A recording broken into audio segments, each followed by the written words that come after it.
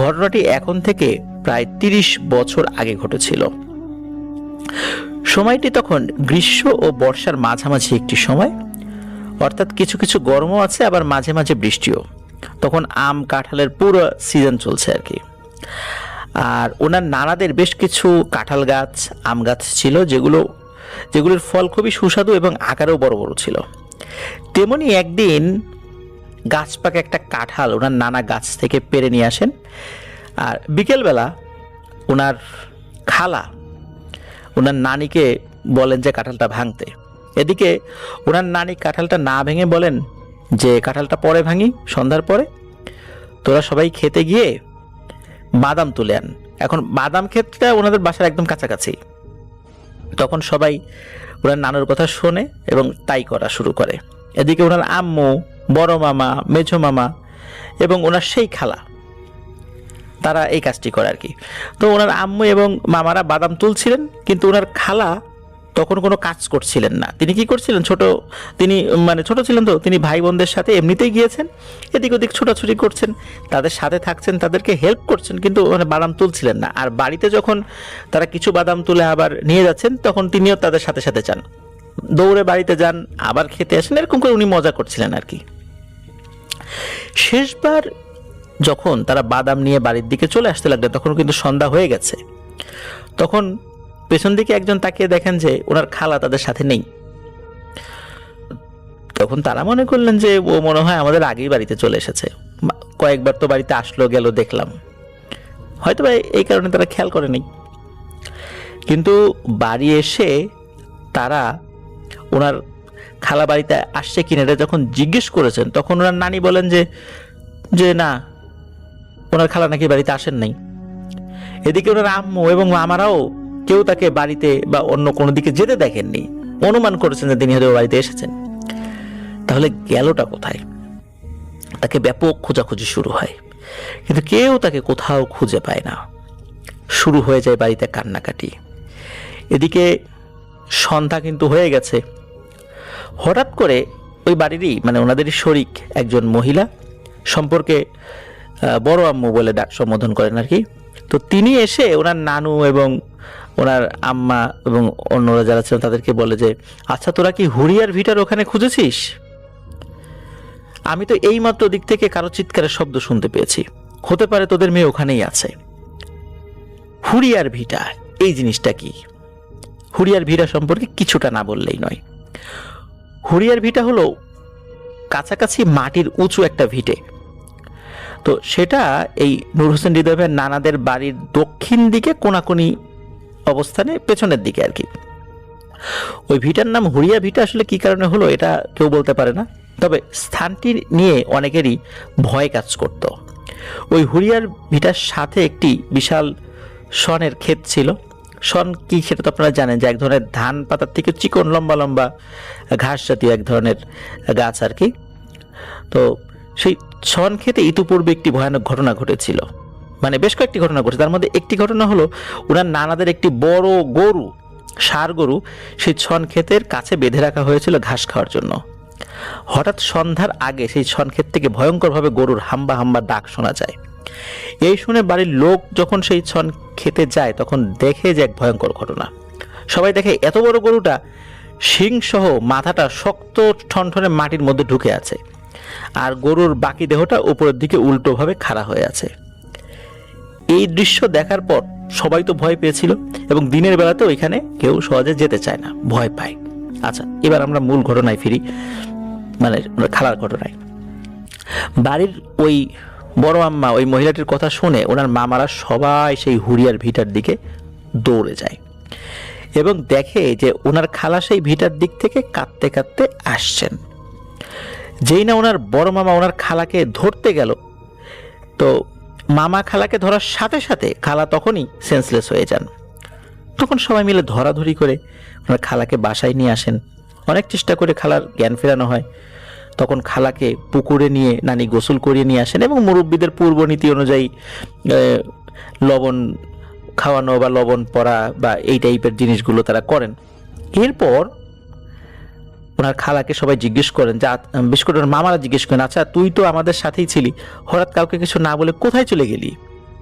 আর ওই হুরিয়ার ভিটার দিক থেকেই তুই আবার কেন ফিরে আসলি বা ওখানে কেন গেলি? জবাবে ওনার খালা বলেন যে আমি ইচ্ছে করে ওই হুরিয়ার দিকে যাইনি। তো বলে রাখা ভালো, সেই হুরিয়ার ভিটাতে বহু পুরনো একটি আম গাছ রয়েছে, যে আম গাছের আম এলাকার সকলেরই প্রিয় ছিল। খুবই নাম করা ছিল আম গাছ আর কি ওইটা। তো অনেকেই আমের সিজনে সেখানে যেতেন। তো তবে সন্ধ্যার পরে কেউ যেতেন না। তো ওনার খালা বলেন, যখন তোমরা বাদাম তুলে বাড়ির দিকে চলে যাচ্ছিলে, আমি তোমাদের পেছনে পেছনে তোমাদের সাথেই হাঁটছিলাম, কিন্তু হঠাৎ করে কি বুঝে আমি সেই হুরিয়ার ভিটার দিকে হাঁটা শুরু করলাম। আমার অনিচ্ছা থাকা সত্ত্বেও আমি সেই দিকেই গিয়েছিলাম বা হাঁটছিলাম। মনে হচ্ছিল কেউ যেন আমাকে সেই দিক থেকে বা সেই দিকে নিয়ে যেতে বাধ্য করছে। সেখানে গিয়ে আমি ওই আম গাছের গোড়ায় গিয়ে আমি উপরের দিকে তাকাই, দেখি বেশ বয়স্ক, পাঞ্জাবি পরা, মুখ ভর্তি সাদা লম্বা লম্বা দাড়ি, মাথায় সাদা পাগড়ি, চোখে ভুরু যেগুলো রয়েছে সেগুলো পাকা, এবং হাত পা ও মুখের চামড়াগুলো ছিল ভাঁজ পড়া। মুরব্বী লোকটা গাছের সবচেয়ে উপরের মগডালে বসে তার একটা হাত নিচের দিকে বাড়িয়ে দিল। উপর থেকে হাতটি লম্বা হয়ে এসে আমাকে ধরে গাছের একদম উপরে তুলে তার পাশেই বসালো। লোকটার শরীর থেকে অসম্ভব রকমের সুগন্ধ এবং তার শরীর থেকে এক ধরনের আলো চমকাতে লাগলো। আবার তাকে দেখে কিন্তু ওনার বেশ ভয় হচ্ছিল, এটাও তিনি বলেন, কিন্তু উনি চিৎকার করতে পারছিলেন না, কাঁদতেও পারছিলেন না। ওই বৃদ্ধ লোকটা ওনাকে বেশ আদর করতে লাগলো, ওনাকে নানান ধরনের সুস্বাদু খাবার দিতে লাগলো, উনি সেগুলোই খাচ্ছিলেন। এবং সবাই মিলে যখন তাকে খোঁজাখুঁজি করা হচ্ছিল, উনি নাকি গাছের উপর থেকে বসে সবাইকে দেখছিলেন, কিন্তু চিৎকার করে তাদেরকে ডাকার মতো শক্তি তার ছিল না। মনে হচ্ছিল উনি বোবা হয়ে আছেন। তো ওই বৃদ্ধ লোকটা ওনাকে নানা বলে ডাকতে বলল, এবং নানা বলে ডাকলে নাকি তিনি তাকে অনেক কিছু দেবেন, উপহার করবেন, অনেক আদর দিবেন, এবং আদর তাকে করেছেও সেখানে। যখন দেখেছে বাড়িতে ওনার নিখোঁজ নিয়ে হইচই পড়ে গেছে, সবাই তাকে খুঁজছে, আর মাগরিবের আজানও হয়ে গেছে, সন্ধ্যা নেমে এসেছে, তখন ওই বৃদ্ধ লোকটা ওনাকে গাছের মগডাল থেকে এক হাত দিয়ে আবার সুন্দর করে নিচে নামিয়ে দিয়ে বলল যে এখন বাড়িতে চলে যাও। এই বলে সে কোথায় যেন সেকেন্ডের মধ্যে উধাও হয়ে গেল। আর এইদিকে অন্ধকারে ওই জায়গায় উনি একা বলে প্রচন্ড ভয় পান এবং জোরে জোরে চিৎকার করে কান্না শুরু করেন এবং বাড়ির দিকে দৌড় দেন। তারপর আর কিছু মনে নেই, আর তারপরে ঘটনা তো পরিবারের সদস্যরা জানেই। তো এটি ছিল ঘটনা। মূলত ওই হুরিয়ার ভিটায় একজন খুব ভালো জিন আছে।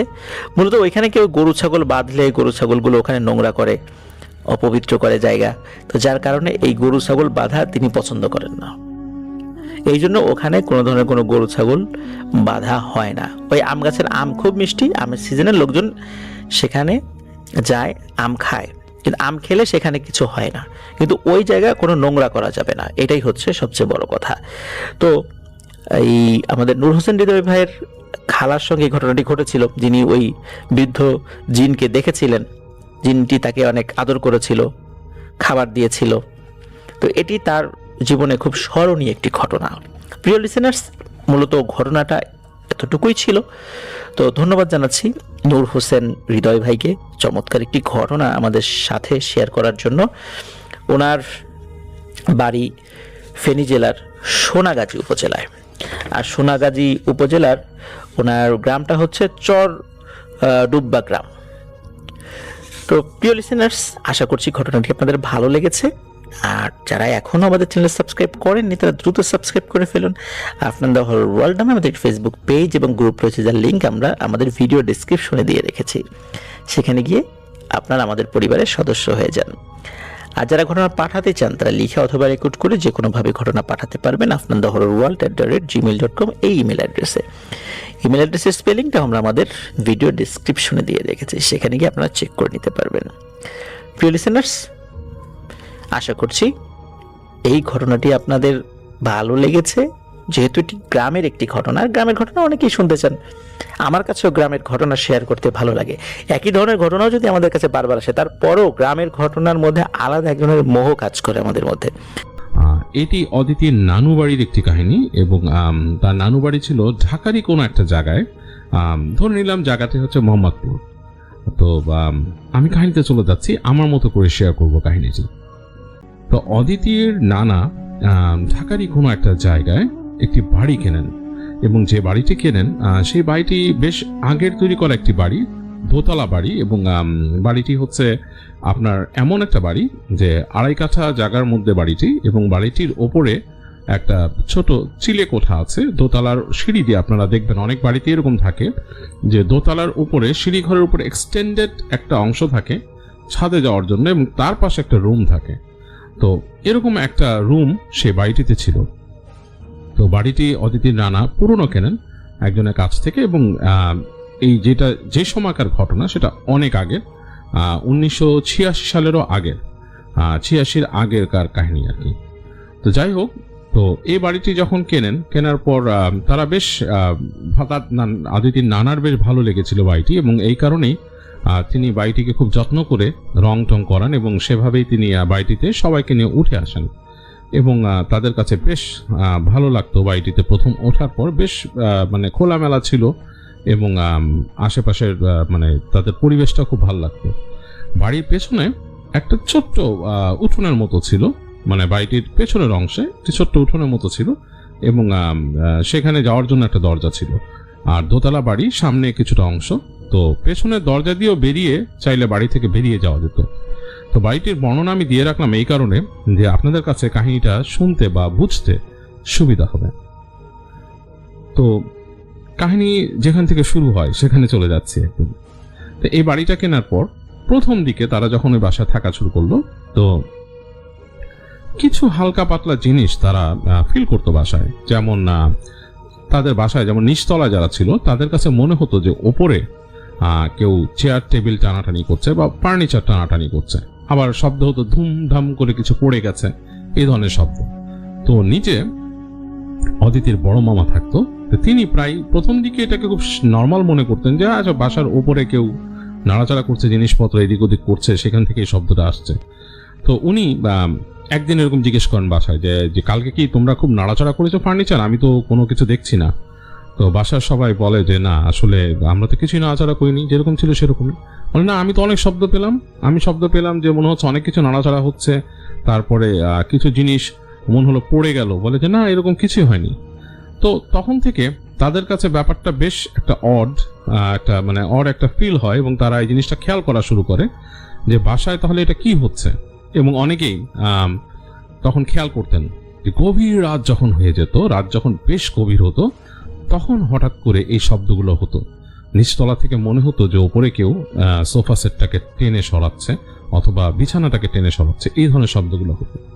যাই হোক, এই শব্দের সাথেও তারা ইউজ টু হয়ে যায়, মানে মনে করে যেটা স্বাভাবিক। তো ইনসিডেন্ট প্রথম যেটা ঘটে সেটা হচ্ছে অদিতির মেঝো মামার সাথে ঘটে। অদিতির মেঝো মামা ছিলেন একটা মেডিকেলের স্টুডেন্ট, তিনি একটা মেডিকেল কলেজে পড়াশোনা করতেন। তো সেই দিন তিনি তখন ছুটিতে, তার পরীক্ষার পর ছুটিতে তিনি বাড়িতে আসেন, এবং বাড়িতে আসার পর তিনি ডিসাইড করেন, সেখানে ওনাদের একজন টিচার ছিল, উনি ডিসাইড করেন যে মানে একটা হাউস টিউটর ছিল যিনি নাকি ওই বাসায় মাঝে মাঝে থেকে যেতেন, বেশিরভাগ সময় থাকতেন আর কি, তো বাচ্চাদেরকে পড়াতেন।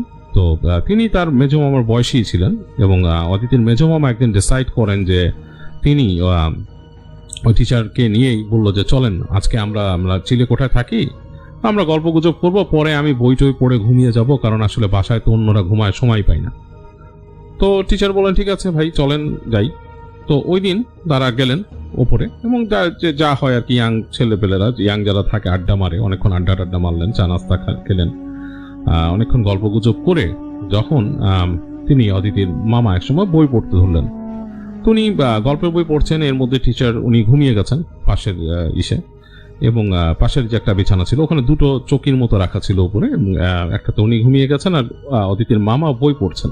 তো ওনার চৌকিটা ছিল জানলার ঠিক পাশে, জানালা ঠিক যেখানে, জানালার থেকে পাশে, এবং সেখান থেকে ছাদের আর একটা অংশ দেখা যায়, যেখানে গ্রিল দেওয়া ছাদের অংশটা। উনি ঘুমিয়ে গেছেন, রাত হয়ে গেছে। এক সময় দেখছেন যে চাঁদ, মানে উনি ঘুমাতে ঘুমাতে খেয়াল করছিলেন যে আজকে চাঁদ উঠেছে আকাশে এবং বাসার ভেতরে আলো এসে পড়ছে। তো অদিতি, আমি এখানে একটু বলে রাখি যে যেই জায়গাটার কথা লিখেছেন তিনি তার মেইলে, সেই জায়গাটার সাথে আমি কিন্তু খুব সুপরিচিত। মানে আমি ওই এলাকা দিয়ে অনেক চলাফেরা করেছি, আমার শৈশব থেকে অনেক চলাফেরা করেছি জায়গাটা। তো আমি বুঝতে পারছি যে পরিবেশটা কেমন সেখানে। ইনফ্যাক্ট আমার এক মামা তখন এক সময় ওখানে একটা বাসা ভাড়া নিয়েছিল। আমি ওই এলাকায় মামার বাসায় প্রায় যেতাম, যে মাঝে মাঝে রাতের বেলা থেকেও যেতাম আড্ডা মেরে। তো যাই হোক, তো সুতরাং আমি বুঝতে পারছি রাতের পরিবেশটা কেমন সেখানকার। তো রাত হয়ে গেছে, ওর মামা বই পড়তে পড়তে একসময় দেখছেন যে চাঁদ উঠেছে। উনি বই, একসময় ঘুম এসে গেল, বইটা দেখে তিনি ঘুমিয়ে গেলেন। তো ঘুমিয়ে গেছেন কতক্ষণ উনি বলতে পারবেন না। ঘুমের মধ্যে হঠাৎ তার কেমন যেন ফিল হলো, তার শরীরটা মানে কেমন যেন হালকা ফিল হলো এবং তিনি ঘুম থেকে উঠে গেলেন। তিনি তাকিয়ে ফিল করলেন তিনি ধীরে ধীরে উঠে যাচ্ছেন বিছানা থেকে। এবং বিছানা থেকে যে উঠে যাচ্ছেন তিনি খেয়াল করলেন কিছু একটা, তিনি উপর হয়ে শুয়েছিলেন, কিছু একটা তার তার পেটের নিচে দুহাত ঢুকিয়ে, বাচ্চা মানে দুহাত দিয়ে বাচ্চাদেরকে যেভাবে তুলে ধরে মানুষ, বাচ্চাদেরকে অনেক সময় আমরা বাতাসে উঠিয়ে সাঁতার শেখাই বা একটা মানে দুষ্টুমি করি বাচ্চাদের সাথে, জাস্ট লাইক দ্যাট উনাকে আস্তে আস্তে করে উপরের দিকে উঠিয়ে ফেললো। এবং উনি তখন খেয়াল করলেন কে উঠালো। উনি ফিল করছেন শীতল ঠান্ডা একটি শক্ত হাত, দুটো হাত। উনি আস্তে করে তাকালেন, তাকিয়ে দেখলেন যেটা যে একটা অন্ধকার অবয়ব, এটা জাস্ট জমাট বাঁধা কোনো অন্ধকারের মতো, মানে এটা কিন্তু আসলে দেখা যাচ্ছে না, জমাট বাঁধা একটা অন্ধকারের মতো মানুষের মতো অবয়ব, বেশ লম্বা, তাকে উঁচু করে ফেলেছে বিছানা থেকে। তো তিনি কিন্তু বেশ নামাজি একজন মানুষ ছিলেন, নামাজ কালাম পড়তেন এবং তিনি দোয়া দুরুদ জানতেন। তো তিনি যখন এই জিনিসটা বুঝলেন, ভয় পেলেন মারাত্মক রকম। কিন্তু উনি যখন দোয়া পড়ছেন, উনি তখনই ফিল করলেন যে জিনিসটা তাকে আস্তে করে নামিয়ে ফেললো, মানে মানে ধপ করে ফেলে দেয়নি, আস্তে করে নামিয়ে ফেলে আস্তে আস্তে পিছিয়ে ওই পাশের যে জানালা সেটার দিকে যে মনে হলো বাতাসে মিলিয়ে গেল। এবং উনি তখন মানে ওনার সারা শরীরে গুজবাম্প হয়েছিল, উনি লাফ দিয়ে উঠে গেলেন বিছানা থেকে উঠে এসে ওই টিচারকে উঠালেন ধাক্কা দিয়ে, যে এই ভাই উঠেন উঠেন উঠেন। উঠিয়ে বললো যে চলেন নিচে যাই। উনি টিচার চোখ কচলাতে বুঝতে পারছে না কি হচ্ছে। তিনি বললেন যে কেন, কি হয়েছে? বলে কিছু না, আপনি চলেন তোমার সাথে, চলেন নিচে যাই, এখানে থাকবো না বলে তিনি টিচারকে নিয়ে আসেন। তো উনি যে এই জিনিসটা ফিল করলেন বা এই জিনিসটা এক্সপিরিয়েন্স করলেন, উনি কিন্তু বাসার কারোর সাথে ওই সময় ওইটা আর শেয়ার করেননি, তিনি নিজের মধ্যেই রাখেন। কিছুটা লজিক দিয়ে চিন্তা করেন, বাট চিন্তা করলেন না, যেহেতু উনি ধার্মিক মানুষ, উনি লজিকের কিছুই না, এটা কোনো দুষ্ট জিন ছিল বা সামথিং, হয়তো চিলে কোঠায় কেউ যায় না। তো উনি মোটামুটি সবাইকে বললেন যাই তোমরা চিলে কোঠায় যে রাতে ঘুমায় না, জায়গাটা কেমন দেবে। তো যাই হোক, অনেকদিন আর চিলে কোঠায় যাওয়ার ব্যাপারটা আসলো না। এরপর যেটা হলো, চিলে কোঠা কেন্দ্রিকই আরেকটি কাহিনী হলো, সেটা হচ্ছে এবার ঘটলো হচ্ছে অদিতির মেঝো মামার সাথে। অদিতির মেঝো মামা যেটা করেছিল, তিনি ওই দিন ছিল প্রচন্ড ঝড় বৃষ্টির রাত, প্রচন্ড ঝড় বৃষ্টি হচ্ছে এবং এর মধ্যে তিনি একটি নতুন ক্যাসেট প্লেয়ার কিনেছিলেন এবং ক্যাসেট প্লেয়ারে গান শুনতেন এবং দেখা যেত রাত করে গান শুনতে বেশ ভালো লাগতো। তো উনি ওই দিন তাদের বাসায় গ্রাম থেকে একজন আত্মীয় আসলেন এবং তারই সমবয়সী, বেশ আড্ডা মারতেন তারা। তো উনি চিন্তা করলেন একটু গান শুনে আড্ডা মারা যায় কিভাবে, মানে কেমন লাগে, গান শুনে আড্ডা মারলে বেশ ভালো লাগবে, বাট এটা তো বাসায় সম্ভব না। মানে দিনের বেলা তো হয়তো সম্ভব, রাতের বেলা তো বাসায় এরকম গান বাজালে বেশ রাত করে তো বাসায় চিল্লাচিল্লি করবে সবাই। তো উনি ডিসাইড করেন যে আজকে রাতটা আমি চিলে কোঠায় কাটাই এবং সেই আত্মীয়কে সাথে করে নিয়ে যাই, গান শুনবো, আড্ডা মারবো দুজন। তো এরকম করেই তিনি সেই আত্মীয়কে নিয়ে চলে গেলেন চিলে কোঠায় রাতে খাওয়া দাওয়ার পর, ডিনারের পর চলে গেলেন। দুইজন মিলে বেশ আড্ডা মারলেন, মেরে টেরে মানে ছাদের মধ্যে হাঁটাহাঁটি করলেন, করে চিলে কোঠায় রাতে ঘুমাতে আসলেন। তো গান টান শুনে বন্ধ করে দিয়েছেন। এর মধ্যে বৃষ্টি শুরু হলো, প্রচন্ড বৃষ্টি হচ্ছে এবং বৃষ্টিতে মানে মনে হচ্ছে যে আকাশ ছিঁড়ে বৃষ্টি নামছে এবং মুহুর্মুহু বিদ্যুৎ চমকাচ্ছে। তো এই অবস্থায় তারা জাস্ট ঘুমিয়ে যাবে এরকম অবস্থা, আত্মীয় মনে হয় ঘুমিয়ে গেছে ততক্ষণে। তো উনি হঠাৎ করে জানলা দিয়ে উনি তাকালেন, ওনাদের জানলার কার্নিশটা বেশ বড় ছিল, এই কারণে জানলাটা হালকা খোলা রাখতে পারতো। তো তাকিয়ে দেখছে উনি যে ছাদের মধ্যে মনে হচ্ছে দুটো কালো পাইপ গড়াগড়ি করছে, এরকম লাগছে তার কাছে। তো একবার ভাবলেন যে ছাদে কালো পাইপ, আমি তো বৃষ্টির আগে গেলাম, সেখানে কোনো পাইপ টাইপ কিছু ছিল না, এই পাইপ কোত্থেকে আসলো? আর এরকম একটা বড় কালো পাইপ, বেশ 5-6 ফিট। তো একবার চিন্তা করতে করতে উনি আবার ভালো মতন খেয়াল করলেন, এর মধ্যে লাইটনিং স্ট্রাইক করলো আকাশে, মানে আকাশে বিদ্যুৎ চমকালো আর কি। তো যখন বিদ্যুৎ চমকালো তখন তিনি খেয়াল করলেন যে ওইটা বিদ্যুতের আলো উনি খেয়াল করলেন, যেটা উনি পাইপ ভাবছিলেন সেটা কিন্তু পাইপ না, সেটা একটা মানুষ। এবং মানুষটার মনে হচ্ছে গায়ের রঙও কালো এবং সে যে কাপড় পরে আছে সেটাও কালো। মানে মানে মানুষটাকে মানে বোঝা যাচ্ছে এটা মানুষের অবয়ব, কারণ হাতটা একটু এদিক ওদিক নড়ছে, সেটা ছাদের মধ্যে গড়াগড়ি খাচ্ছে সেই বৃষ্টির পানিতে। এবং এই বৃষ্টির, তুমুল বৃষ্টির মধ্যে তো উনি দেখে ওনার একটু মানে শক লাগলো যে ছাদের মধ্যে কালো, আমি মাত্র ছাদে গেলাম, কে ছাদে এরকম গড়াগড়ি খাবে, আর লম্বায়ও তো বেশ বড় সাইজে।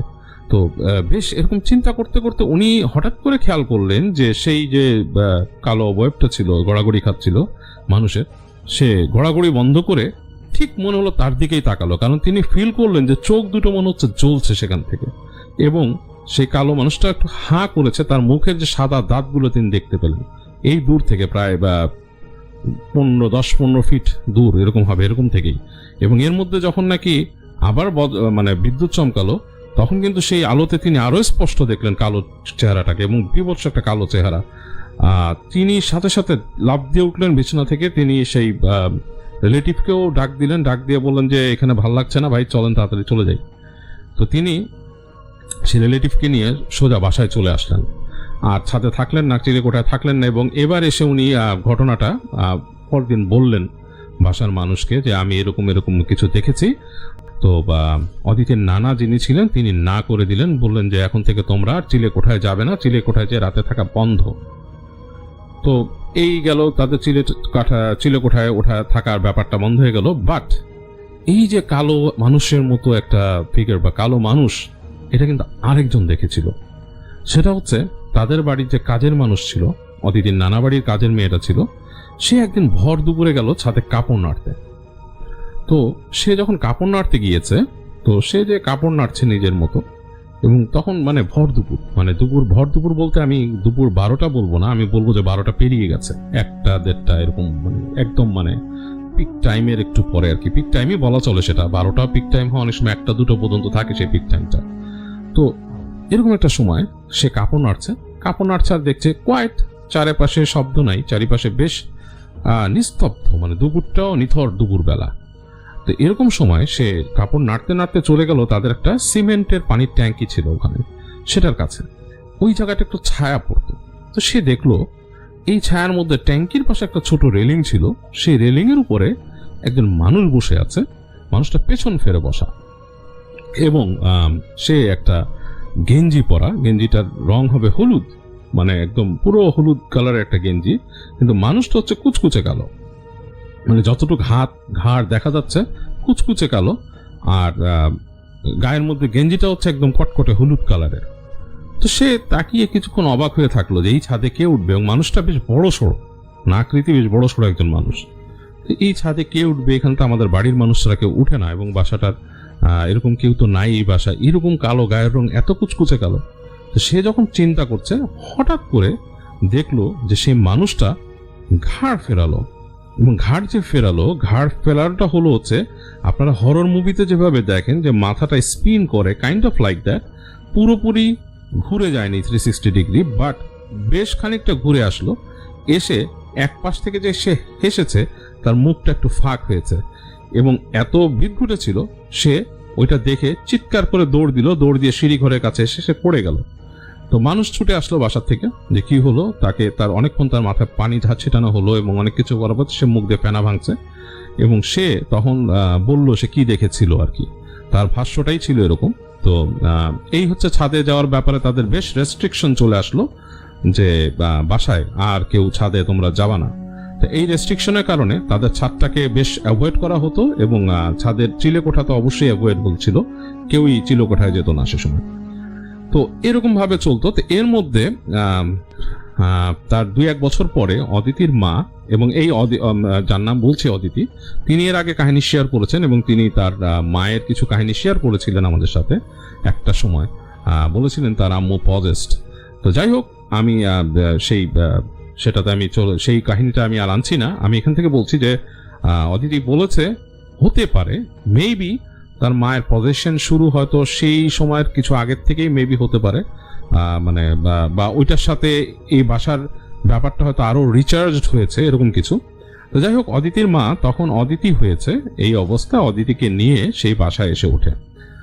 তো খুব ছোট অদিতি, খুবই ছোট, কারণ মানুষ দেখা যাচ্ছে যে মেয়েরা অনেক সময় তাদের মানে বাচ্চা হলে তারা অনেক সময় মায়ের বাড়িতে এসে কিছুদিন কাটিয়ে যায়।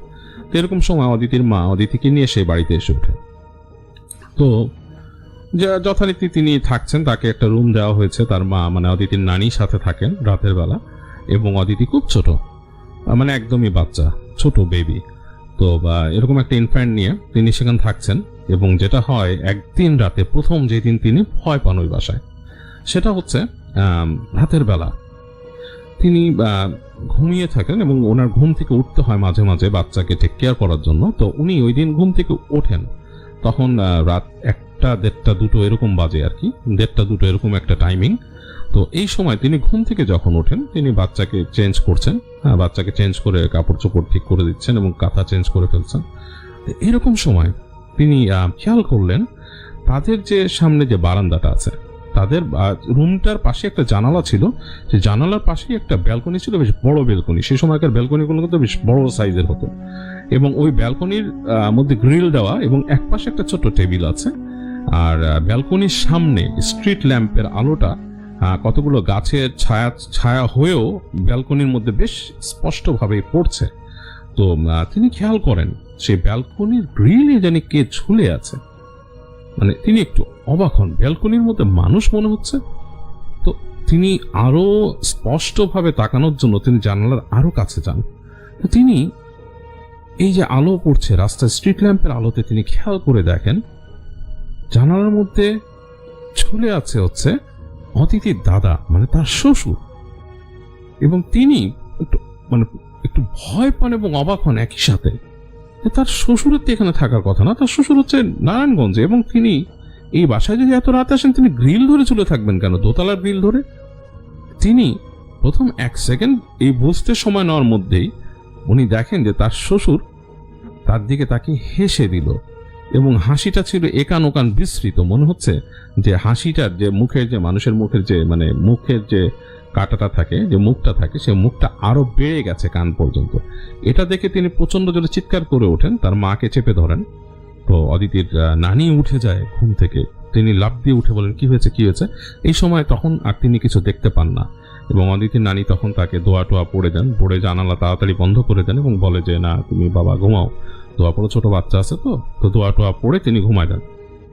তো অদিতির মার এই প্রথম ভয় পাওয়া সেই বাসায়, এবং তিনি আরেকদিন ভয় পান। সেটা হচ্ছে তাদের মানে অদিতির মা যে রুমটাতে থাকতো অদিতির নানির সাথে, সেই রুমটাতে যাওয়ার জন্য বারান্দায় যাওয়ার যেমন একটা দরজা আছে, আরেকটা দরজা আছে ভেতর দিয়ে ড্রয়িং রুমের দিকে যাওয়ার জন্য। তো সেই ড্রয়িং রুম থেকে এসে রুমে ঢোকে, এরকম একটা দরজা আর কি। তো দুটো দরজা রুমের ভেতরে। তো আরেকদিন রাতে এরকম তিনি শুয়ে আছেন, তখন রাত এরকম 3টার মতো বাজে। তো তিনি হঠাৎ করে তার ঘুমটা ভাঙে কোন একটা কুটখাট শব্দে। মনে হচ্ছে তার কাছে মনে হয় কেউ একজন শব্দ করছে রুমের ভেতরে। তো এই শব্দে তিনি যখন ঘুম থেকে ওঠেন, তিনি চোখ মেলেন, তাকিয়ে দেখেন যে ড্রয়িং রুমের মধ্যে থেকে আবছা 0 পাওয়ারের বাল্ব জ্বলছে, এবং সেই আলোটা এসে পড়েছে রুমের ভেতরে। এবং ওই রুমের লাইটটা তারা জ্বালিয়ে রাখতো, তার নানু যেহেতু রাতের বেলা তারা চলাফেরা করতো এবং বাচ্চা আছে ঘরে, এবং মোটামুটি বেশ আলোই পড়ছে। এর মধ্যে তিনি দেখেন যে ওই যে রুমের যে পর্দা আছে, পর্দা ধরে একটা মানুষ দাঁড়িয়ে আছে, বেশ কালো রঙের একটা মানুষ। এবং তিনি যখন খেয়াল করেন মানুষটাকে, যখন অন্ধকার শুয়ে আসছে চেহারায়, তিনি খেয়াল করেন মানুষটা হঠাৎ করে তার মুখ থেকে জিভ বের করলো এবং নিজের জিভ কামড়ে ধরলো। এবং কামড়ে ধরে তিনি খেয়াল করলেন যে ওই আলোতেই খেয়াল করলেন যে মুখের ভেতরটা আরো কালো হয়ে গেল, মানে মনে হচ্ছে রক্ত বের হয়ে গেছে এবং রক্তটা পড়ছে, এবং একটা ঘরঘর শব্দ করলো মুখ দিয়ে। এবং এইটা দেখার সাথে সাথে অদিতির মা আবার চিৎকার করে তার মাকে ডাকলো, এবং অদিতির নানু উঠে গেলেন, উঠে তিনি দোয়া পড়লেন, এবং তিনি কিছুই দেখতে পেলেন না। তো এই জিনিসগুলা মানে এই দুইটা জিনিস অদিতির মা ওখানে যখন ফেস করলো, তখন তিনি প্রচন্ড ভয় পেলেন। এবং তিনি তখন প্রায় মানে দোয়া পড়তে থাকতেন সব সময় যখন চলাফেরা করতেন, এবং তার তো কিছু আসলে আগের কিছু এরকম প্যারানর্মাল কিছু এক্সপিরিয়েন্স ছিল যেগুলো হতো, এর জন্য তিনি অনেক ভয় পেতেন। তো অদিতির মায়ের সাথে থার্ড যে ইনসিডেন্টটা হয় ওই বাসায়, তার নানু বাসায়, সেটা হচ্ছে ওই বাড়িতে 3টা বাথরুম ছিল।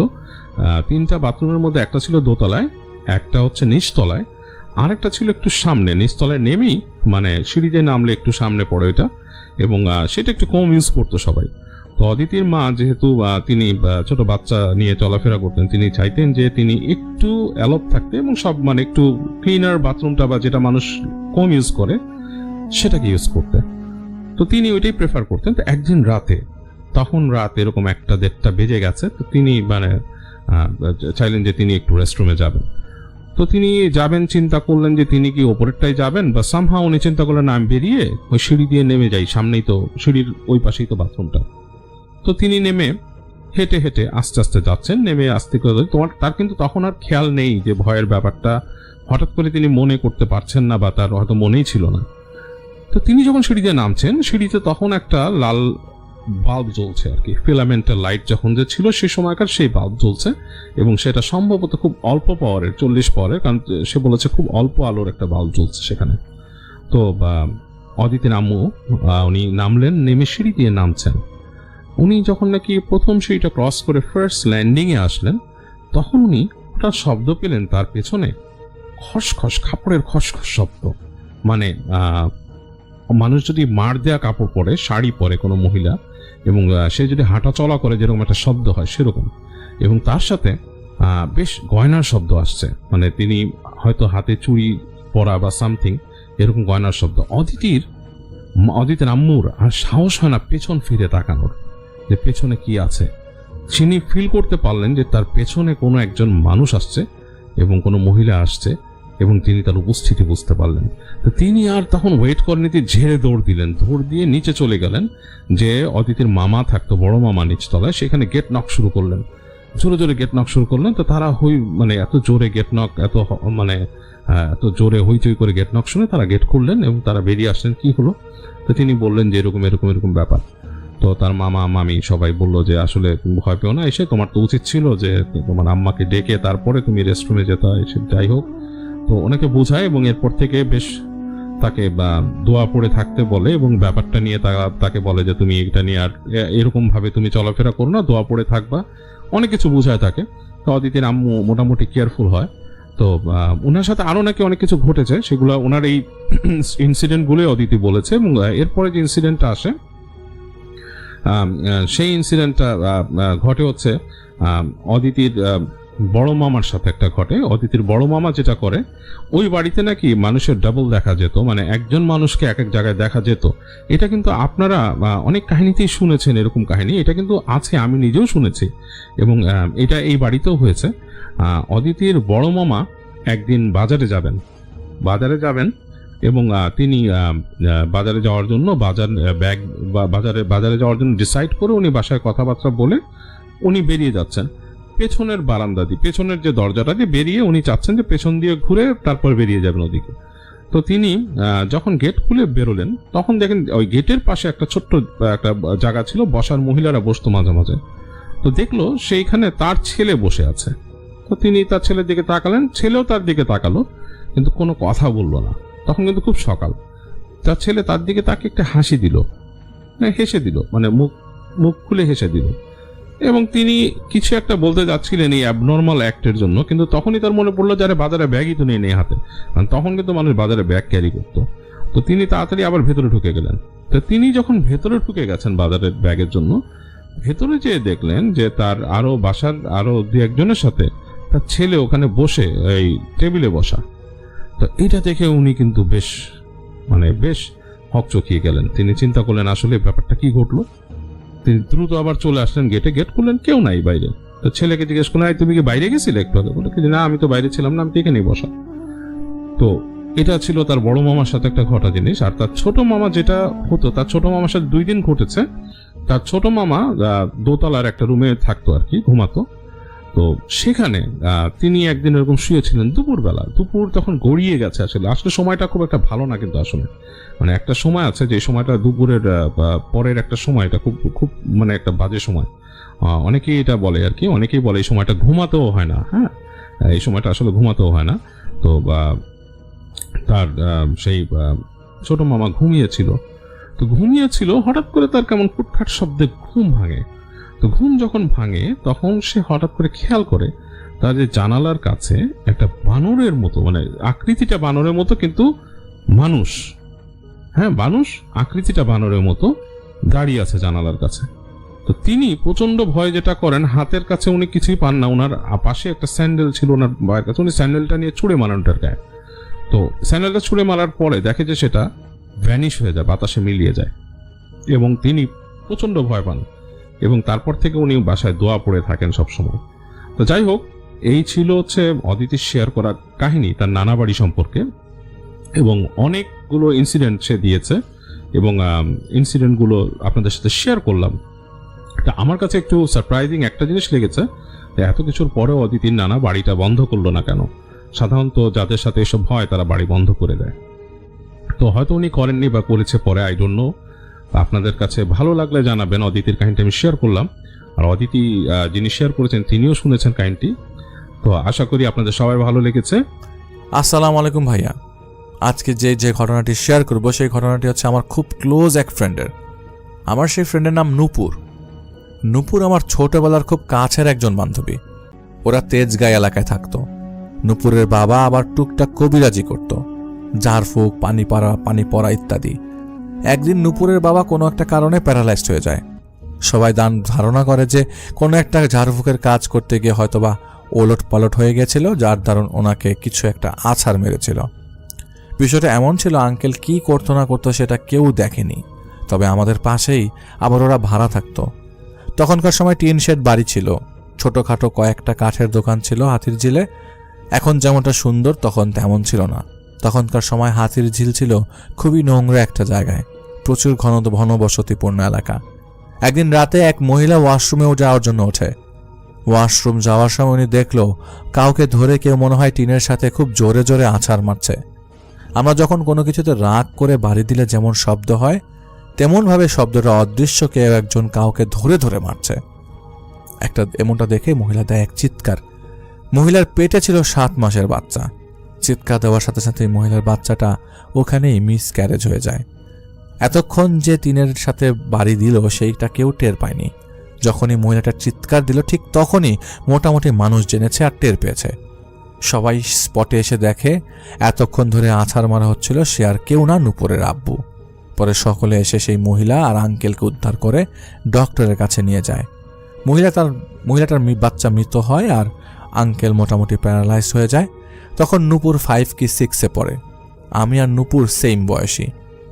নূপুরের বাবা যখন প্যারালাইজড হয়ে গেল তখন সেই সময় নূপুর ওর বাবার সাথেই থাকতো।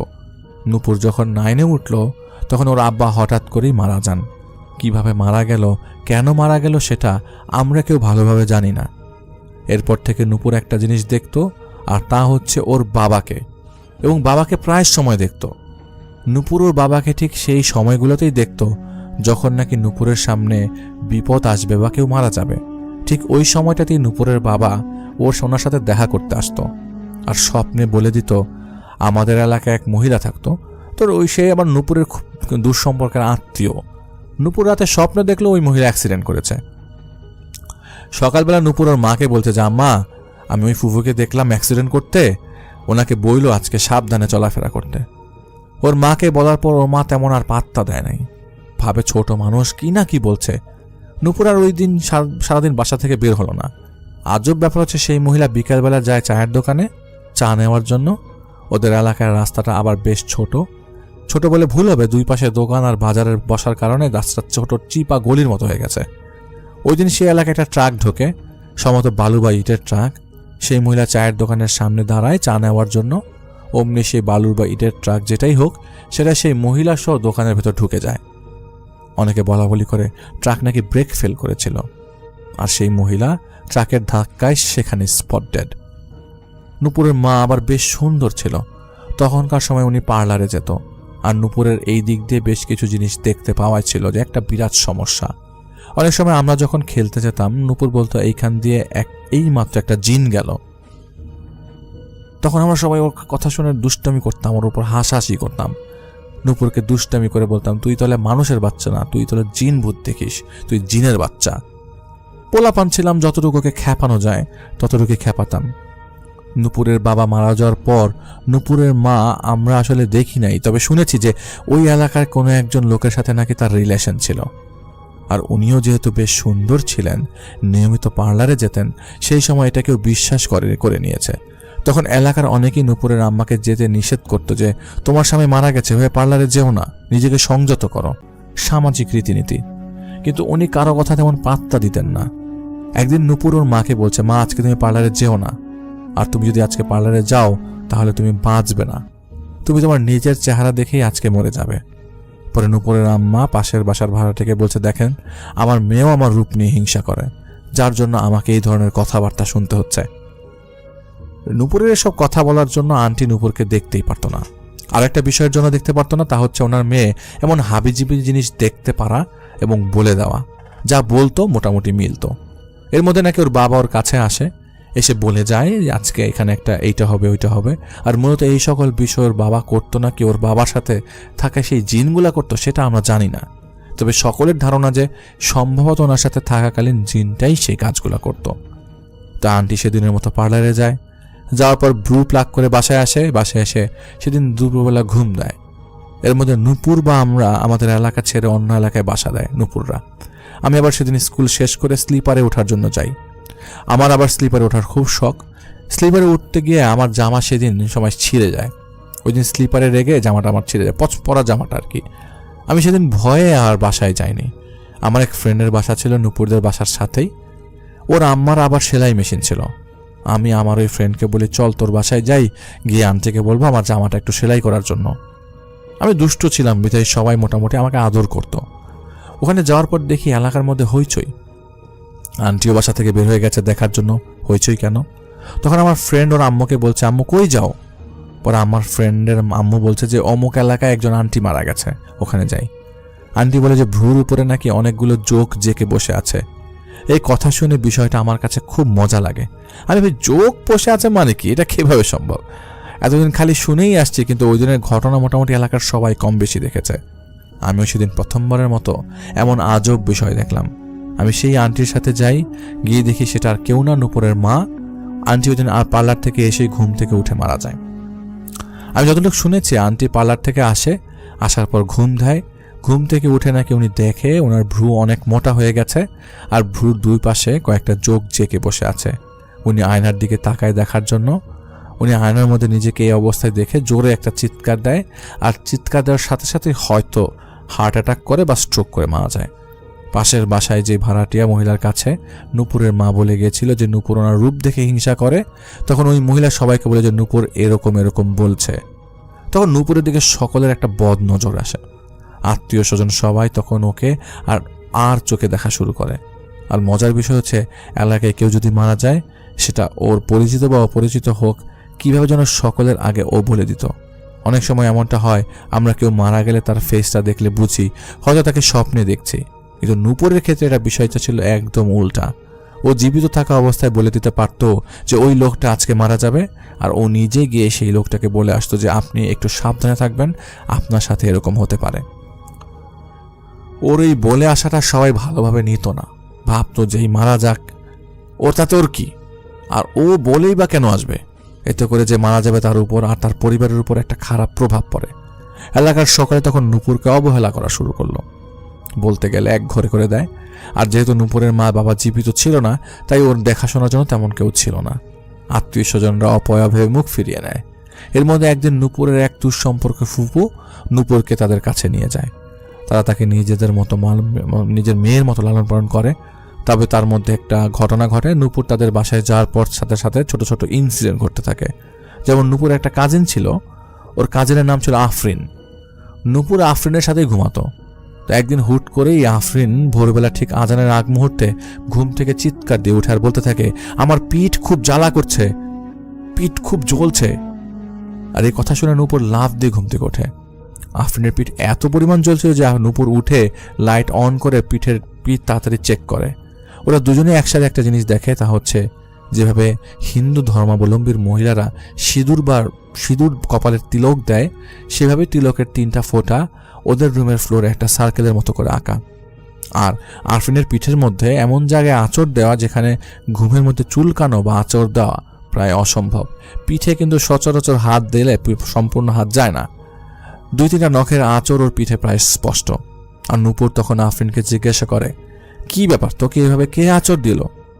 তখন আফরিন আর কোনো উত্তর দিতে পারে না। নূপুর বলে, যা হওয়ার হয়ে গেছে, ঘুমা, পরে এই বিষয় দেখব। কিন্তু আফরিন একটা কথাই বলে, মানলাম ঘুমের মধ্যে এমন কিছু হয়, কিন্তু এভাবে নখের আঁচড় তো পিঠের এমন জায়গায় যেখানে আমার হাত পৌঁছায় না। সেদিনের মতো এই ঘটনাটা ঘটে। এর মধ্যে আফরিন আবার একটা বিড়াল পালতো। নূপুর সবসময় বলতো বিড়ালটা যেন ওর থেকে দূরে রাখা হয়, ওর কাছে বিড়ালের অস্তিত্ব খুব একটা ভালো লাগে না। নূপুর আর আফরিন যখন একসাথে ঘুমাতো, বিড়ালটা মশারির ভেতরে গিয়ে ওদের পায়ের কাছে শুয়ে থাকতো। আফরিনের আবার একটা গামছা আছে, ওইটা আবার সেই বিড়ালটার খুব পছন্দ। এটা যদি বিছানায় বিছানো থাকতো তাহলে সেই গামছার উপরে গিয়ে আনন্দ নিয়ে ঘুমাতো। রাতে খাওয়া দাওয়া করে ওই দুজন মাত্র শুয়েছে, এর মধ্যে নূপুর হুট করে বলে উঠল, রাতে সাবধানে ঘুমাস। তখন মোটামুটি রাত 12টা বাজে হয়তো। আফরিনের আবার চুল বড় হওয়াতে বাঁধতে অসুবিধা হতো, যার জন্য ও আবার রাতে চুল ছেড়ে ঘুমাতো। তখন আফরিন পুরোপুরি ঘুমায়নি। তো ওর মনে হলো যে ওর চুলের গোছার মধ্যে কেউ একজন পাড়া দিয়ে হেঁটে গেল। এমনভাবে চুলে কেউ পাড়া দিয়ে গেলে যার ফলে আফরিন সাথে সাথে লাফ দিয়ে ওঠে আর নূপুরকে জিজ্ঞাসা করে, তুমি কি আমার চুল টান দিছো? নূপুর বলে, যে না তো। পরে ভাবলো হয়তো ওর বিড়াল পাড়া দিয়ে গেছে। পরে লাইট অন করে দেখে বিড়াল ওদের পায়ের কাছেই শুয়ে আছে। ঠিক সেই মুহূর্ত থেকে আফরিনের মাথাটা এমনভাবে ভার হতে থাকে, আস্তে আস্তে প্রচুর মাথা ব্যথা শুরু হয়ে যায়। মাথা থেকে শুরু করে আফরিনের পুরো শরীরই ভার হয়ে যায়।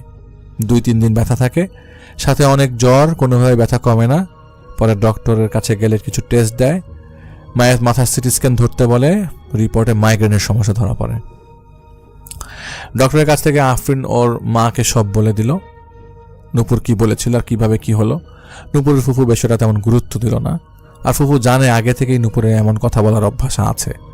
আরেকদিন নূপুর আর আফরিন শুয়ে আছে, আফরিন আবার জানালার পাশে ঘুমায়। হঠাৎ করে আফরিন শুনতে পায় জানালার এপাশ থেকে ওপাশে কেউ নখ দিয়ে আঁচড় দিলে যেমন ক্যাচ ক্যাচ শব্দ হয়, তেমন ক্যাচ ক্যাচ শব্দ হচ্ছে। তখন রাতে 12টা কি 12:30 বাজে। তখন আফরিন ভাবলো, কি ব্যাপার, এত রাতে কিসের শব্দ? অনেক সময় পাখি ডানা ঝাপটা যেমন শব্দ পাওয়া যায়, ঠিক তেমন শব্দ পাচ্ছিল। আফরিন জানালার থাই গ্লাস দিয়ে দেখতে পেল অপর পাশে একটা হাতের শেপ। জানালার পর্দা সরাতেই সেই হাতের শেপটা ধোয়ার মতো সরে গিয়ে ভ্যানিশ হয়ে গেল। এটা দেখে আফরিন যখনই জানালা খুলে দেখতে যাবে তখনই নূপুর সাইড থেকে জানালা না খোলার জন্য বলে, কিন্তু আফরিন কোনো কথা না শুনেই জানালার থাই গ্লাস খুলে দেয়। আর হঠাৎ করেই অনেকগুলো বাদুড় ওদের রুমে প্রবেশ করে, আর পুরো ঘরের মধ্যে চক্কর দিতে দিতে এক পর্যায়ে নূপুরকে ঘিরে ধরে। এটা দেখে আফরিন চিৎকার করে দেয়, আর সাথে সাথে সেই বাদুড়গুলো ঘর থেকে বের হয়ে যায়।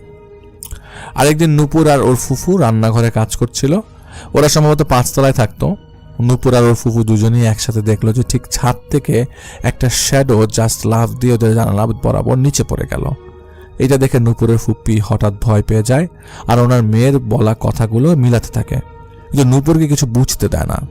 আরও একটা সমস্যা প্রায় প্রতিনিয়তই ওদের বাসায় হতো, আর সেটা হচ্ছে মাছ রান্না করলে খাওয়ার সময় মাছ খুঁজে পাওয়া যেত না। এর মধ্যে ইলিশ মাছ, চিংড়ি মাছ, গরুর মাংস, এগুলো রান্না করলে সমস্যাটা বেশি দেখা যেত। কোনো না কোনোভাবে মাছ মিসিং থাকবেই। মাঝে মাঝে বাসার সকালে উদ্ভট স্বপ্ন দেখত। আফরিন আর নূপুর যে রুমে ঘুমায় সেটা ছিল আরেকটা রুম, সেটা প্রায় খালি থাকতো। ওই রুমে একদিন আফরিন যায়, গিয়ে ওর মনে হতে থাকে কেউ একজন ওর দিকে তাকিয়ে আছে। আর তাছাড়া কেউ যদি দূর থেকে নজর দিয়ে রাখে তাহলে বোঝা যায় একটা অস্তিত্ব আছে বা অনুভব হচ্ছে। তবে এর মধ্যে একটা সিরিয়াস ঘটনা ঘটে। সেদিন সন্ধ্যাবেলা নূপুর আফরিনকে বলতে থাকে, আজকে বিড়ালটাকে একটু দেখে রাখিস তো।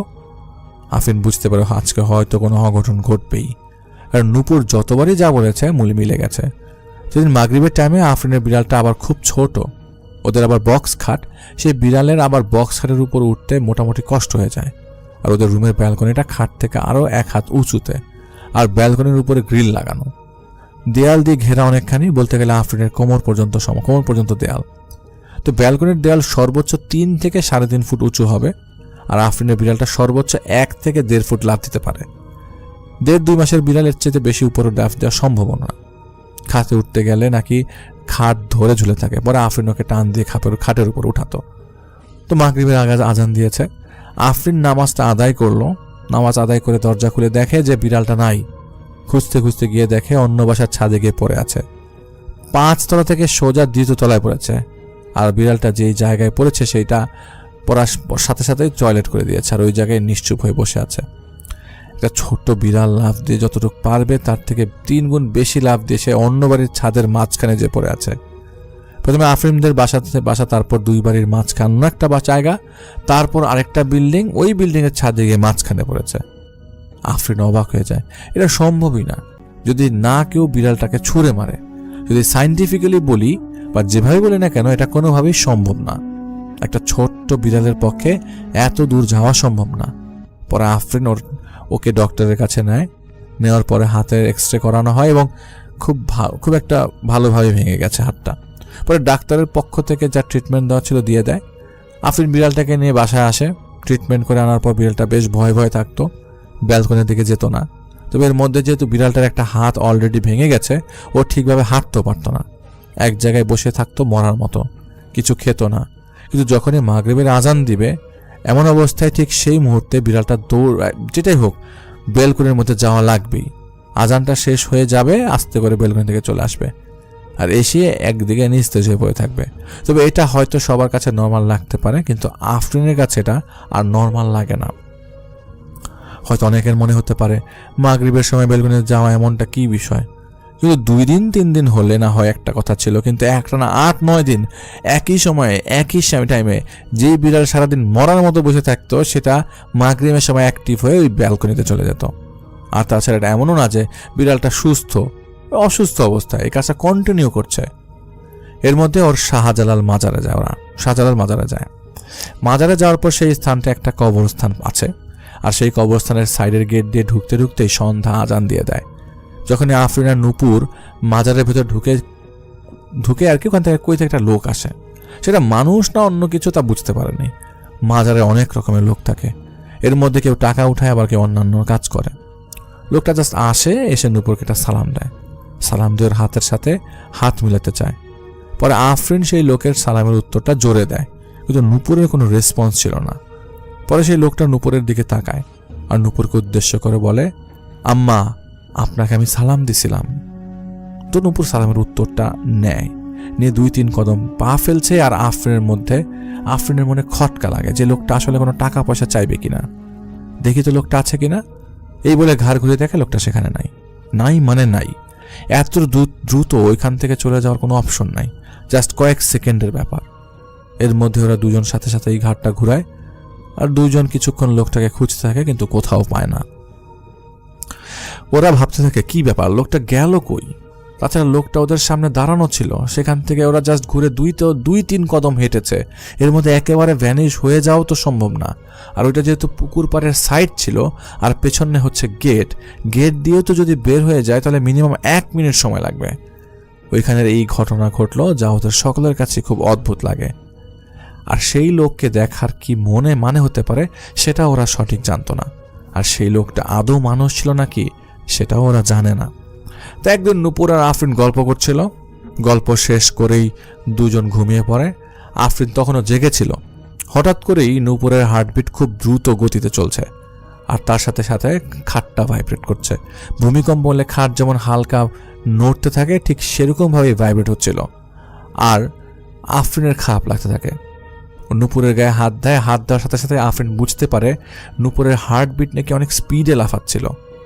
আর আফরিন যখন নূপুরের হাতটা ধরে, ও খেয়াল করে নূপুরের হাতগুলো থরথর করে কাঁপছে। নূপুর ঘুমের মধ্যে আফরিনের হাতটা অনেক জোরে চাপ দিয়ে ধরে, যার দরুন আফরিনের হাতে আঙ্গুলের ছাপ পড়ে যায়। নূপুরকে বারবার ডাকা হয়, কিন্তু ওর মধ্যে থেকে কোনো সাড়া শব্দ পাওয়া যায় না। একটা সময় নূপুর চোখ মেলে তাকায় আর উঠে বসে। আফরিন জিজ্ঞেস করে, কি হয়েছে? নূপুর বলল, যখন আমি ঘুমিয়েছি তখন আমার মনে হচ্ছিল পুরো ঘরটা কাঁপছে। আমি চারপাশটা ভালো করে তাকালাম, আমার মনে হলো আমার পায়ের কাছে ঘরের ভেতর যে পিলারটা আছে সেই পিলারের পেছনে একজন দাঁড়ানো। বডিটা বোঝা যাচ্ছে না, কিন্তু শরীরের শেপটা বোঝা যাচ্ছে। ফেস দেখা যাচ্ছে না, কিন্তু চোখ দেখতে পাচ্ছি। আর আমার দিকে হিংস্রভাবে তাকিয়ে আছে, আর সেটা দেখে আমি অনেক ভয় পেয়েছি। পরে আফরিন উঠে লাইট অন করে আর চারদিকে দেখে কোথাও কিছু নেই। পরে আফরিন ওয়াশরুমে যায়। যখন ওয়াশরুমে যাওয়ার জন্য উঠে তখন আফরিন দেখে ব্যালকনির সাইডের যে দরজা, ওইখান থেকে কেউ একজন দৌড় দিয়ে কিচেনে গিয়ে লুকায়। আফরিন কিচেনে লাইট অন করলো, কিন্তু দেখলো কোথাও কিছু নাই। পরে আফরিন যখন ওয়াশরুমে যাবে তখন ওয়াশরুমের দরজা ধাক্কা দিয়ে দেখে ওয়াশরুমের দরজা ভেতর থেকে লক, অথচ সবাই কিন্তু ঘুমাচ্ছে। অনেকক্ষণ দরজা ধাক্কা দেওয়া হলো, টোকা দেওয়া হলো, জিজ্ঞাসা করলো ভেতরে কে কে কে বলে আফরিন রুমে লাইট অফ করে দিয়ে দরজার সামনে এসে দাঁড়ায় দেখার জন্য ওয়াশরুম থেকে কেউ বের হয় কিনা। এভাবে প্রায় 5 মিনিট সে ওই জায়গায় লুকিয়েছিল দরজার সামনে। ঠিক সেই মুহূর্তে হঠাৎ করেই ওয়াশরুমের ভেতর থেকে ছিটকানি খুললে যেমন শব্দ হয়, ঠিক সেরকম একটা শব্দ পেল। মনে হলো ছিটকানিটা স্লোলি খোলা হচ্ছে, কিন্তু রাতের বেলা আমরা যতই আস্তে শব্দ করি না কেন সেটা বেশ লাউড হয়ে যায়। ছিটকানিটা হুট করেই খোলার একটা শব্দ হলো, কিন্তু আফরিন দেখলো ছিটকানি খোলার শব্দ তো হয়েছে, কিন্তু কেউ ওয়াশরুম থেকে বের হচ্ছে না। পরে আফরিন সাহস নিয়ে দরজার কাছে যায়, হাত দিয়ে দরজাটা ধাক্কা দিতে দরজাটা খুলে যায়, অথচ কিছুক্ষণ আগে দরজাটা লক ছিল। আর ছিটকানি যে খুলে যে বের হয়নি সেটা ও নিজের দরজার পেছনে লুকিয়ে থেকে দেখেছে।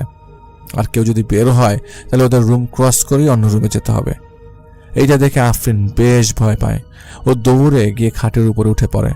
নূপুরকে ডাকার আর সাহস পায়নি, ভয়ে সেদিনের মতো সে ঘুমিয়ে যায়।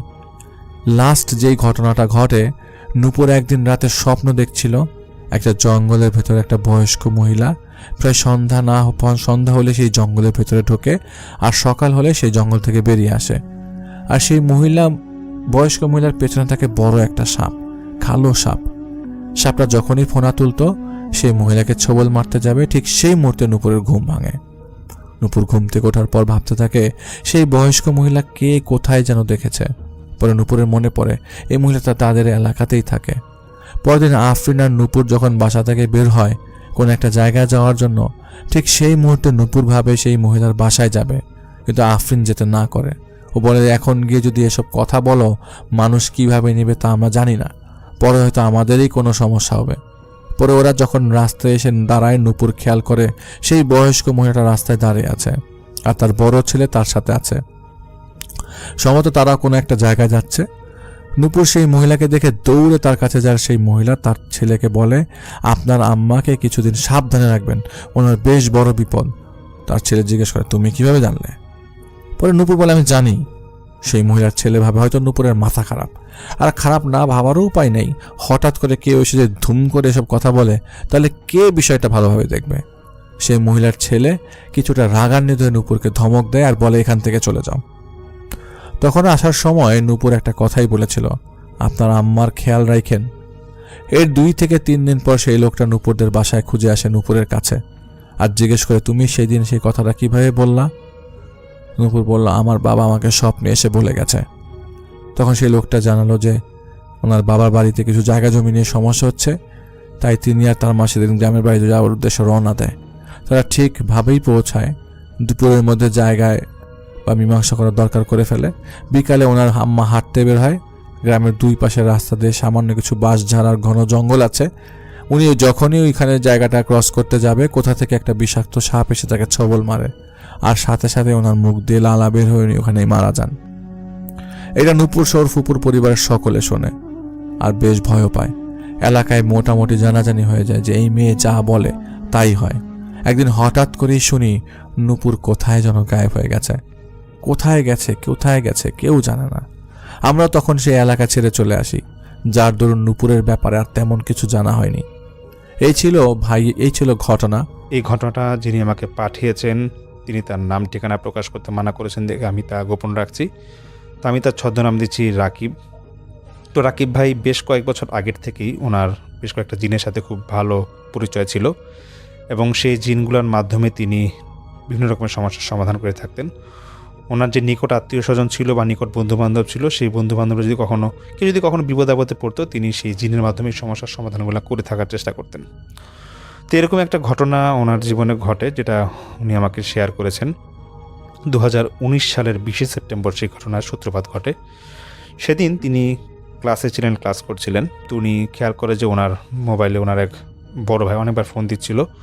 তো উনি ক্লাস শেষ করার পর সেই বড় ভাইয়ের সাথে যোগাযোগ করেন। তো সেই বড় ভাই বলতেছে যে রাকিব, তুমি যেখানে থাকো একটু আমার সাথে বিকেলে দেখা করো, আমার এক কাজিন এরকম খুব সমস্যায় পড়ছে, তো ওইটা নিয়ে একটু কাজ করতে হবে, তুমি আসো। তো রাকিব ভাই সেই বড় ভাইয়ের সাথে দেখা করতে যায় এবং বড় ভাই বলে যে ঠিক আছে চলো আমরা একটু মালিবাগের দিকে যাই, আমার সেই কাজিনের বাসা মালিবাগ। তো যাওয়ার পথে সেই বড় ভাই বলতেছে রাকিব ভাইকে যে দেখো সমস্যাটা হচ্ছে আমার কাজিন গত 1 সপ্তাহ আগে ও যখন বাসায় ফিরে, তো ওর মাঝে বেশ কিছু অদ্ভুত আচরণ লক্ষ্য করা যায় এবং যেটা এখনও বিদ্যমান আছে, এই জন্য তোমাকে নিয়ে যাচ্ছি।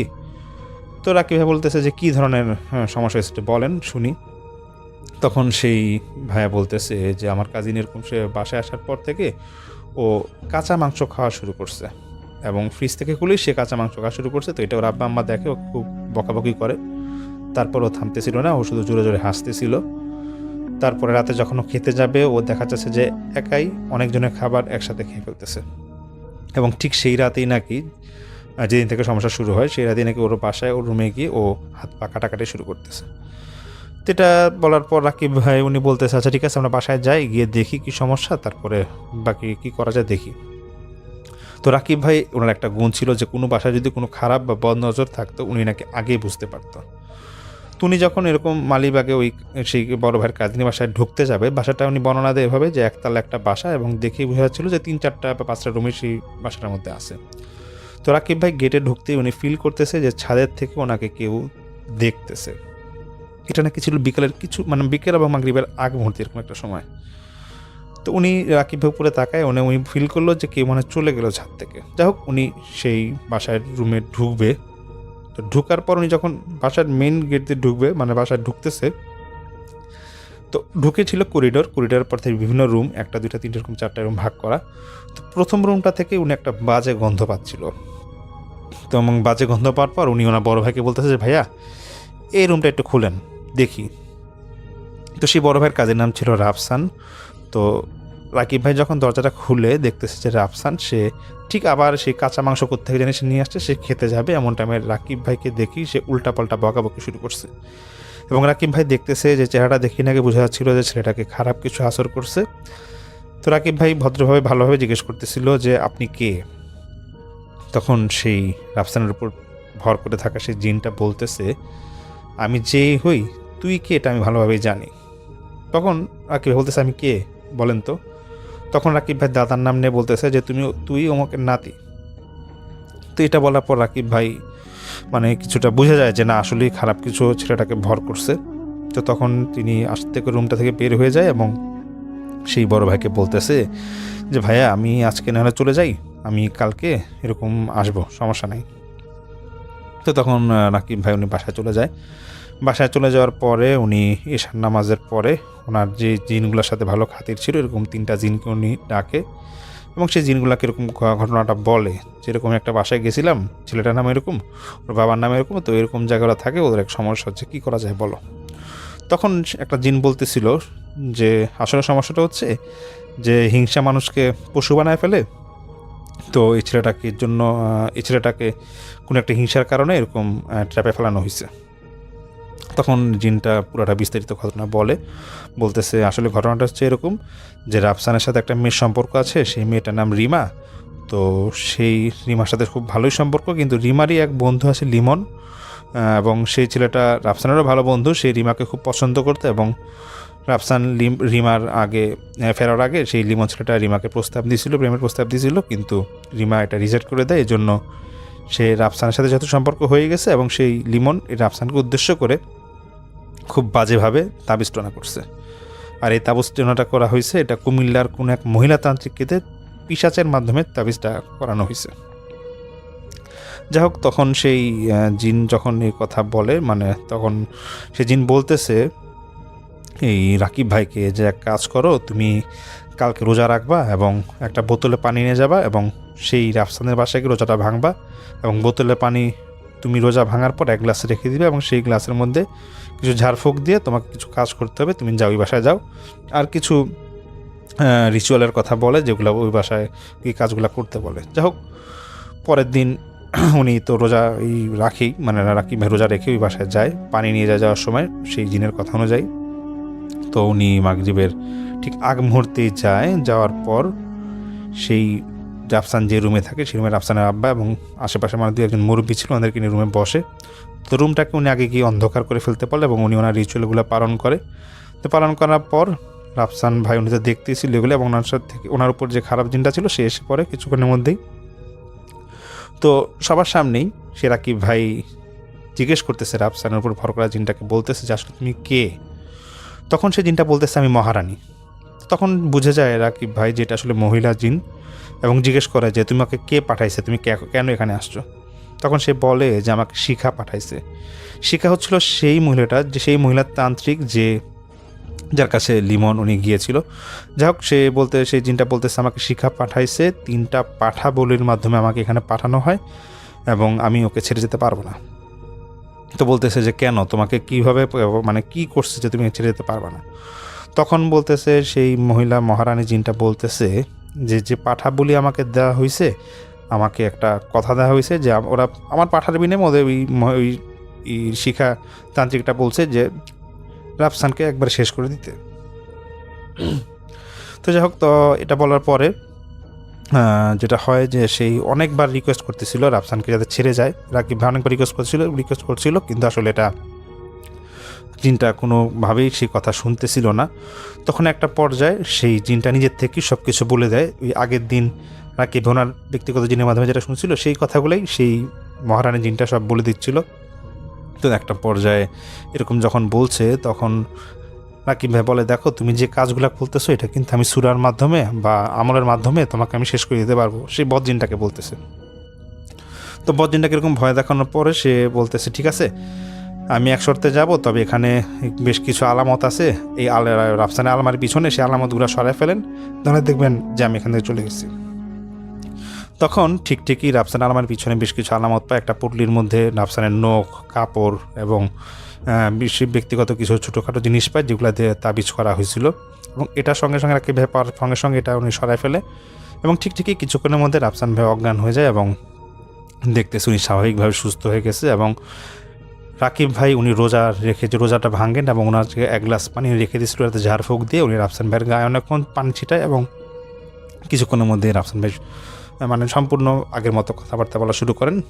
তারপর তো রাকিব ভাই এসেই পড়ে। তো রাকিব ভাই বলে যে ভাই আমি এসে পড়ার 4-5 দিন পর রাফসান ভাই আমাকে ফোন দেয় এবং খুব ভালোভাবে আমার সাথে হ্যাঁ হ্যালো করতেছিল এবং বলে যে ভাইয়া আপনি কি করছেন আমি বলতে পারবো না, কিন্তু লিমন যে ছেলেটা আমারকে তাবিজ করছিল সে একটা অ্যাক্সিডেন্ট করে ওর খুব বাজে অবস্থা, তো এটাই আপনাকে জানানোর জন্য ফোনটা দিছি।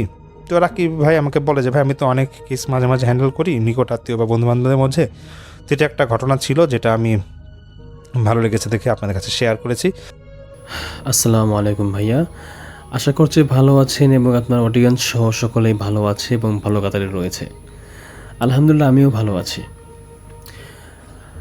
রাতের নীরবতা যখন সব দিকে গিলে খায়, চারপাশের বাতাস যখন অদ্ভুতভাবে ঠান্ডা হয়ে ওঠে, ঠিক সেই সময় অন্ধকারে লুকিয়ে থাকা এক অদেখা ছায়ারা জেগে ওঠে।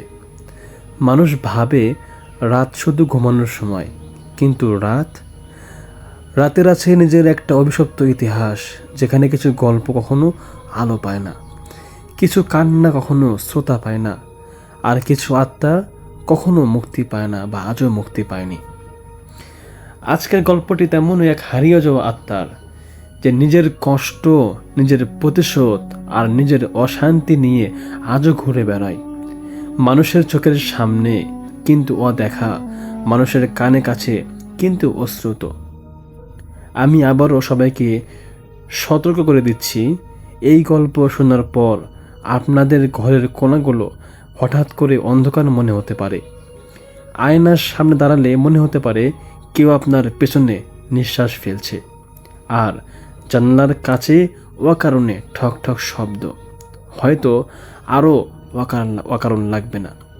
যদি সাহস থাকে তাহলে চলুন শুরু করি আজকের ভয়ঙ্কর ভূতের কাহিনী। রাত তখন 12টা বেজে 30 মিনিট। শ্মশানে শেষ দাহের পর শুরু হলো সব। গ্রামের শেষ মাথায় পুরনো একটা শ্মশান ঘাট। রাত হলে কেউ ওদিকে যায় না, কারণ সবাই জানে শেষ চিতার ছাই ঠান্ডা হওয়ার আগেই সেখানে অন্য কিছু জেগে ওঠে। রাত ঠিক 12টার দিকে নতুন দাহ এলো।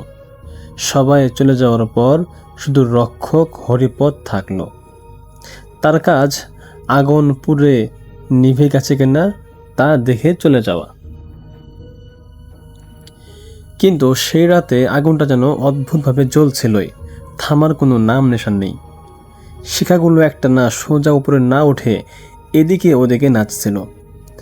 হাওয়া না থাকা সত্ত্বেও হরিপদের মনে হলো ভেতরে ঘাবড়ে উঠল।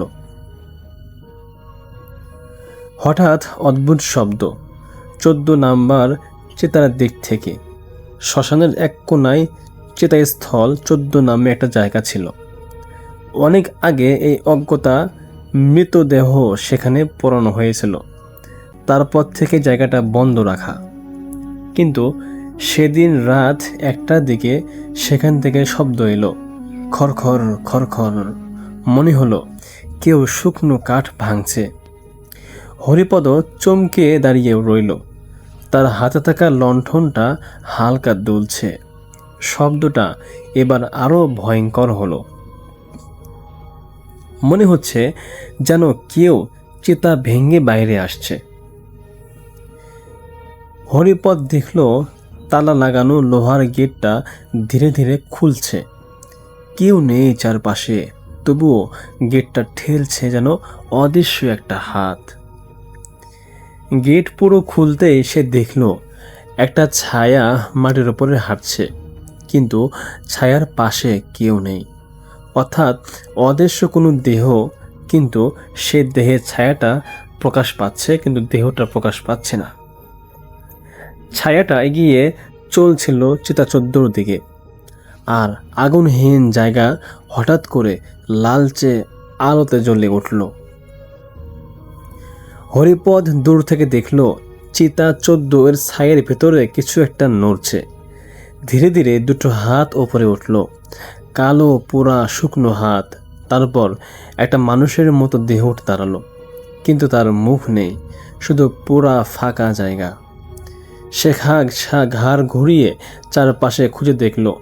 তারপর হঠাৎ মাথা সোজা করে তাকালো হরিপদের দিকে। হরিপদের পুরো শরীর ঠান্ডায় জমে গেল। পায়ের তলার মাটি কাঁপতে শুরু করলো ভয়ে। সে দৌড়ে এলো হরিপদের দিকে। দৌড়ে নয়, বরং ভেসে এলো। হরিপদ পালানোর চেষ্টা করতেই দেখল অদ্ভুত সত্তা খুব দ্রুত ভেসে তার দিকে আসছে।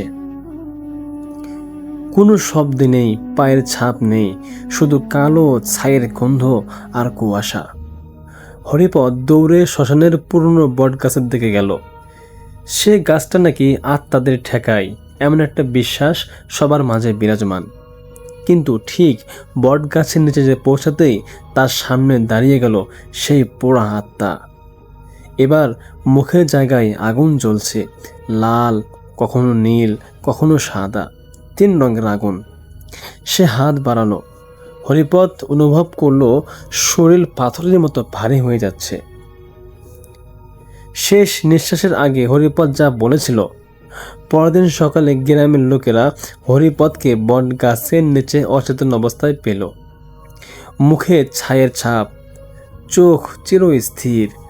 জ্ঞান ফেরার পর শুধু একটা কথাই বলল, চিতাস্থল 14 আবার জেগে উঠেছে। ওরা কাউকে নিতে চাচ্ছে। গ্রামের লোকেরা গিয়ে দেখে চিতাস্থল 14 এর গেট আবারও তালা দেওয়া হয়েছে, কেউ খোলেনি। কিন্তু ছায়ের ওপার পায়ের দাগ, পোড়া বিকৃত মানুষের মতো, যেন কেউ গত রাতেই সেখানে হাঁটছিল। এরপর থেকে নাকি রাত 12টার পর শ্মশানের দিক থেকে শোনা যায় যে আর কেউ যাচ্ছে না আমার সঙ্গে। কেন? চিতা ঠান্ডা হয়ে গেছে, আমি তো বের হব। আর সবচেয়ে ভয়ঙ্কর, প্রতি রাতে শোনা যায় চিতা ভাঙ্গার কাঠ ভাঙ্গা শব্দ, খড়খড় খড়খড়। তো রাত 1:10 গ্রামের 3 যুবক ভুল করে শ্মশানের দিকে চলে গেল। হরিপদের ঘটনার পর সবাই শ্মশানের পথ এড়িয়ে চলত, কিন্তু 3 জন যুবক রাকিব, মুকুল আর সাব্বির সাহস দেখাতে মাঝরাতে শ্মশানে যাওয়ার বাজি ধরল। চাঁদের আলো ম্লান, বাতাস নেই, কুয়াশা ঘন। তারা এগোতেই দেখল শ্মশানের গেটটা হালকা খোলা। কারা খুলল কেউ জানে না। প্রথমে ঢোকার সাথে সাথে রাকিব বলল, মনে হচ্ছে কেউ আমাদের দেখছে। মুকুল হাসল, ভয় পেলে আসলি কেন? কিন্তু সাব্বির কিছু বলল না। তার চোখ চিতা নাম্বার 14 দিকে আটকে ছিল। ওরা এগিয়ে যেতে দেখল চিতাস্থল 14 ওপর ছাই হাওয়া ছাড়া নিজে নিজে উড়ছে, ঘুরছে, চক্রকারে ঘুরছে, যেন কেউ সেই ছায়ের ভেতরে দাঁড়িয়ে শ্বাস নিচ্ছে। মুকুল মোবাইলের লাইটটা তাক করতেই ছাইয়ের ভেতরে 2টি কালো হাত ধীরে ধীরে উপর দিকে উঠছে। ওরা 3 জনই পিছিয়ে গেল। হাওয়া নেই, তবুও চিতা নিজে নিজে জ্বলতে শুরু করলো। কেউ আগুন দেয়নি, তবু অদ্ভুত নীল লাল শিখা উঠে গেল, আর সেই আগুনের মাঝখানে একটা ছায়া বেরোতে লাগলো। প্রথমে স্পষ্ট, তারপর আবার পরিষ্কার হয়ে বের হলো। একটি পোড়া মানুষ, কিন্তু এবার মুখে আগুন জ্বলছে না, বরং মুখের ফাঁকা জায়গা দিয়ে ছাই উঠছে। সে ধীরে ধীরে 3 জনের দিকে তাকালো। হঠাৎ ছায়াটা অস্বাভাবিক গতিতে সাব্বিরের দিকে ভেসে এলো। সাব্বির চিৎকার করলো, বাঁচাও, কে ধরছো? কিন্তু কেউ তাকে ধরেনি। তার উরুতে দেখা গেল পোড়া আঙ্গুলের দাগ, যেন কেউ অদৃশ্য হাত দিয়ে সে উরু ধরে রাখছে। পরদিন সকালে গ্রামের লোক যা পেল, শ্মশানের গেটের বাইরে 3 জনকে অচেতন অবস্থায় পাওয়া গেল। সাব্বিরের পায়ে ছিল পুরা হাতের দাগ, মুকুলের শার্টে ছিল ছাইয়ের ছাপ, আর রাকিবের কানে যেন কেউ কথা বলছে। তার বলার ধরন বদলে গিয়েছে। শ্মশানের ভিতরে গিয়ে দেখা গেল চিতাস্থল 14 ওপর তাজা পায়ের ছাপ, যা মানুষের নয়, লম্বা গভীর 3 আঙ্গুলের মতো। আর একটাই লেখা পাওয়া গেল সেখানে, যে এখনো শেষ হয়নি। আজকের মতো এতটুকুই ছিল।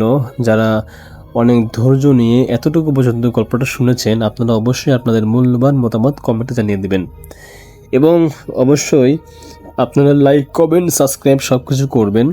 আপনাদের লাইক, কমেন্ট, সাবস্ক্রাইব এগুলো দেখলে আমাদেরকে হাজারবার গল্প বলার অনুপ্রেরণা যোগায়। আমি চাই আপনারা অবশ্যই এই ভিডিওর কমেন্টে আপনাদের মূল্যবান মন্তব্য জানিয়ে দেবেন। ধন্যবাদ সবাইকে, ধন্যবাদ অডিয়েন্সকে। দেখা হচ্ছে আগামী কোনো একটা এপিসোডে। ততক্ষণ পর্যন্ত সবাই ভালো থাকবেন, সুখে থাকবেন ইনশাআল্লাহ। আসসালামু আলাইকুম ওয়া রাহমাতুল্লাহ। অবশ্যই আমাদেরকে জানিয়ে দিবেন যে ভাই আমাদের এরকম ঘটনা আরো প্রয়োজন। আমরা আপনাদের প্রয়োজনীয় অনুযায়ী ঘটনা দিব, এবং কে কোথা থেকে দেখছেন সেই জিনিসটা আমাদের জানিয়ে দেবেন, কমেন্ট করবেন কে কোথা থেকে দেখছেন। আমরা সবাই মিলে একত্রিত হয়ে নতুন একটি ইমেল এপিসোড তৈরি করতে চিন্তা ভাবনা করতেছি। এর মধ্যে আমার কিছু অডিয়েন্সকেও আমি রাখবো। যদি আপনারা আমাদের সাথে থাকতে চান বা আমাদের সাথে কাজ করতে চান বা ঘটনা পাঠাতে চান, তাহলে অবশ্যই আমাদের সাথে যোগাযোগ করবেন।